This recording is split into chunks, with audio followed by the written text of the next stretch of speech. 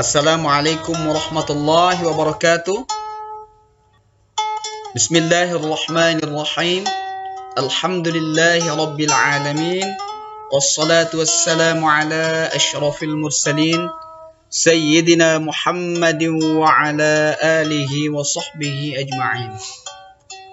Siswa-siswi sekalian, kembali kita bertemu dalam proses belajar mengajar online. Dan kali ini tema kita masih melanjutkan tentang dakwah Nabi di kota Makkah. Dan kali ini adalah pertemuan yang ketiga dari tema ini. Baik, selamat mengikuti. Silahkan kalian ikuti materi ini dengan seksama dari awal sampai akhir. Mudah-mudahan ada manfaatnya untuk menambah wawasan kalian dalam hal keagamaan. Amin ya rabbal alamin.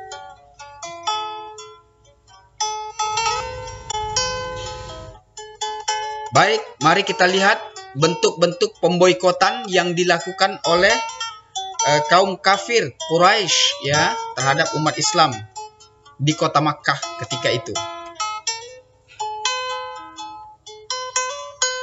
Nah, ini bentuk pemboikotannya. Kaum kafir Quraisy melarang anggota kelompoknya untuk satu, berbicara dengan orang Islam. Sebegitunya ya. Yang kedua, melakukan jual beli dengan orang Islam. Yang ketiga, menikah dengan orang Islam. Pemboikotan ini berlangsung selama lebih kurang 3 tahun. Sebagai akibatnya, dalam kurun waktu itu, umat Islam sangat menderita. Jadi sangat kejam mereka ya. Berbagai upaya mereka lakukan untuk menjegal atau bahkan menghentikan Nabi Muhammad SAW.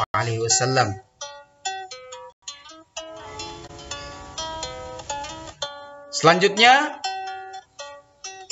mari kita lihat faktor-faktor yang menyebabkan atau yang menunjang keberhasilan dakwah Nabi Muhammad SAW. Yang pertama, Nabi Muhammad SAW adalah sosok manusia yang berakhlak mulia. Jadi beliau adalah teladan. Ketika beliau menyuruh mengerjakan sesuatu, beliaulah orang yang pertama mengerjakan apa yang beliau suruh itu. Jadi beliau tidak sekedar menyuruh, tapi juga memberi contoh. Apa yang beliau perintahkan, itu juga beliau lakukan. Bahkan beliau adalah orang pertama yang melakukannya. Nah, inilah cerminan akhlak beliau. Kemudian B, memiliki analisa sosial yang cerdas. Jadi beliau adalah orang yang sangat cerdas dalam menganalisa situasi sosial masyarakat.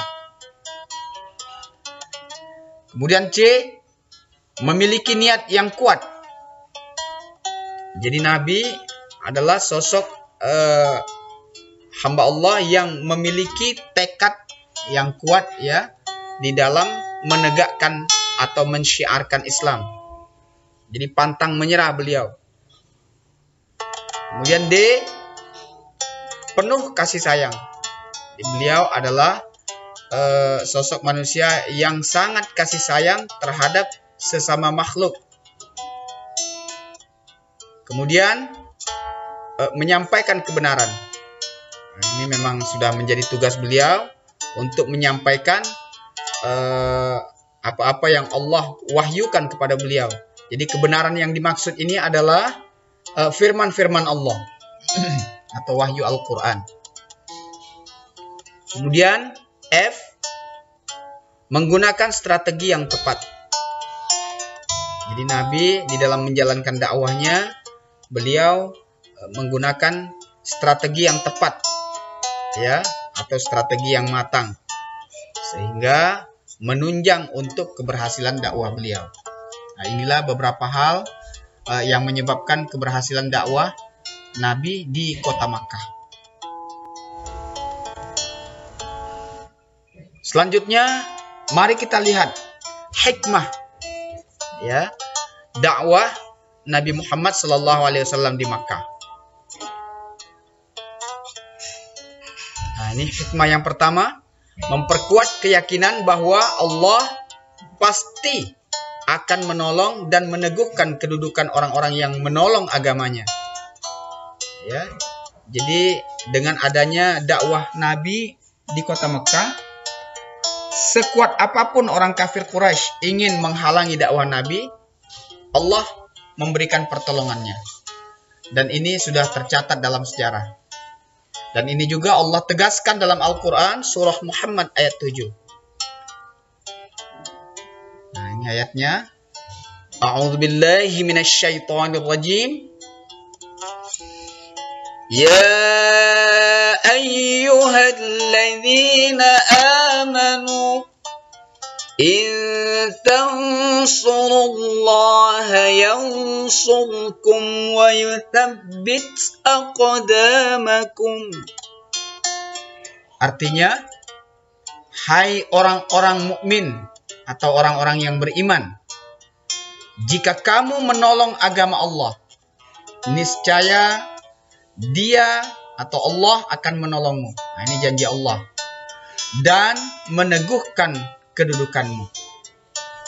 Jadi orang-orang yang memberikan pertolongan ya terhadap agama Allah, Allah akan menolongnya. Tafsir Al-Quran surah Muhammad ayat 7. Wahai orang-orang yang membenarkan Allah, menjadikan kitabnya sebagai hakim, melaksanakan perintah-perintahnya dan menjauhi larangan-larangannya, niscaya Allah memenangkan kalian atas musuh-musuh kalian dan meneguhkan kaki-kaki kalian saat perang. Inilah ananda sekalian, firman Allah yang meyakinkan kita bahwa pertolongan Allah itu senantiasa bersama orang yang mau menolong agamanya. Kemudian yang B,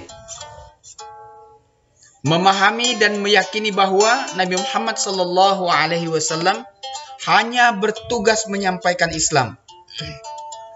Adapun masuk atau tidaknya orang ke dalam Islam itu adalah perkara hidayah dari Allah. Jadi Nabi tugasnya hanya menyampaikan Islam, mendakwahkan Islam. Jadi tidak memaksa-maksa orang masuk Islam, tidak. Sebagaimana firman Allah Subhanahu wa taala di dalam surah Al-Qasas ayat 56. A'udzu billahi minasyaitonir rajim. Bismillahirrahmanirrahim. Innaka la tahdi man ahbabta walakinna Allah yahdi man yasha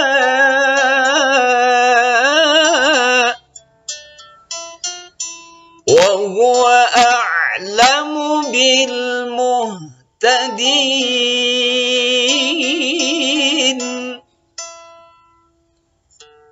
Artinya,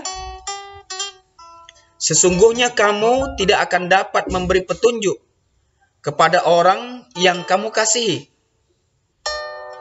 Tetapi Allah yang memberi petunjuk kepada orang yang dikehendakinya. Dan Allah lebih mengetahui orang-orang yang mau menerima petunjuk. Nah, ayat ini menegaskan bahwa hidayah atau petunjuk itu adalah kuasa Allah, sementara Nabi hanya kuasa memberikan atau menyampaikan ya wahyu. Sementara terbuka atau tidaknya hidayah seseorang untuk menerima Islam atau sesuatu yang disampaikan Nabi itu adalah urusan Allah. Selanjutnya, hikmah yang ketiga, Islam mengajarkan persamaan hak dan derajat atas semua manusia. Kemuliaan manusia di sisi Allah hanya diukur dari ketakwaannya. Sebagaimana firman Allah surah Al-Hujurat ayat 13. A'udzu billahi minasyaitonir rajim. Bismillahirrahmanirrahim. Ya ayyuhan nasu inna khalaqnakum min dzakarin wa untha وَجَعَلْنَاكُمْ شُعُوبًا وَقَبَائِلَ لِتَعَارَفُوا إِنَّ أَكْرَمَكُمْ عِندَ اللَّهِ أَتْقَاكُمْ إِنَّ اللَّهَ عَلِيمٌ خَبِيرٌ.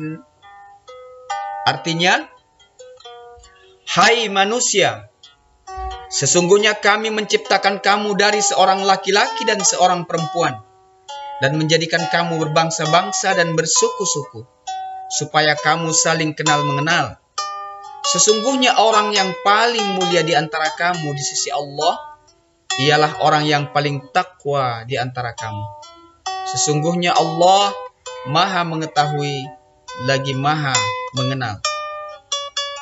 Quran Surah Al-Hujurat ayat 13. Kemudian hikmah yang keempat atau D, setiap perjuangan dakwah membutuhkan pengorbanan.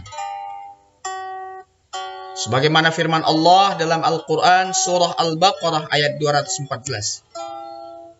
A'udzu billahi minasyaitonir rajim. Bismillahirrahmanirrahim. أم حسبتم أن تدخلوا الجنة ولما يأتكم مثل الذين خلوا من قبلكم مستهم البأساء والضراء وزلزلوا حتى يقول الرسول والذين آمنوا معه متى نصر الله ألا إن نصر الله قريب.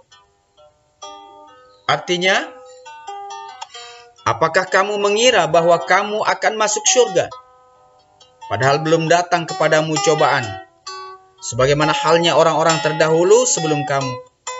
Mereka ditimpa oleh malapetaka dan kesengsaraan, serta digoncangkan dengan bermacam-macam cobaan.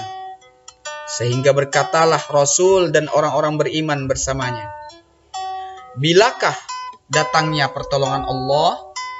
Ingatlah, sesungguhnya pertolongan Allah itu amat dekat. Al-Quran Surah Al-Baqarah ayat 214. Inilah di antara hikmah yang dapat diambil dari mengkaji perjuangan dakwah Nabi di kota Makkah. Nah, selanjutnya ini tugas untuk Ananda kerjakan.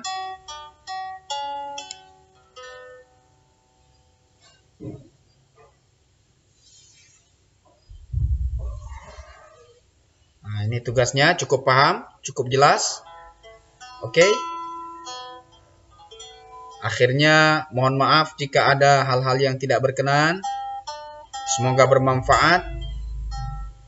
Wassalamualaikum warahmatullahi wabarakatuh.